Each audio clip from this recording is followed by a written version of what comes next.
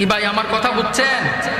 ভাই গুনাহ কমায়া করেন, এত বাড়ায়া গুনাহ কইরেন না। এমন ভাবসাব আমাদের মুসলমানদের, নিজের মা মইরা যায়, বাপ অসুস্থ থাকে, ওইখানে 10 টাকা দিয়া দোয়া পড়াইতে পারে না, মসজিদে 10 টাকা দান করতে পারে না, কিন্তু আর্জেন্টিনার ব্রাজিলের পিছনে বহু টাকা উড়ায়। কথা বলেন সত্য না মিথ্যা? মুসলমান আজকে খেলাই জিততে গেল সৌদি আরব, মুসলমান নাচতেছে, ইসলামের বিজয় হয়েছে, কালিমার পতাকা উড্ডীন হয়েছে। নাউজুবিল্লাহ বলেন। এই কালিমার পতাকা দিয়া সবচেয়ে বেশি জুলুম আর নির্যাতন করতেছে সৌদি আরব।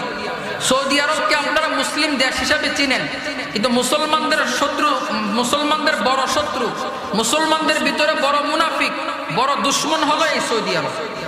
আপনাদের বিশ্বাস হয়? আমার সময় নেই, নতুবা আমি উদাহরণ দিয়া দেখাই দিয়া যাইতাম। এই কাতার বিশ্ব ষড়যন্ত্র, এটাও একটা কি ষড়যন্ত্র, দাজ্জালি ফিতনা। শোনেন মিয়া মুসলমান, একটু সময় নেই, আজান দিয়ে দিলে নামাজ হবে, একটু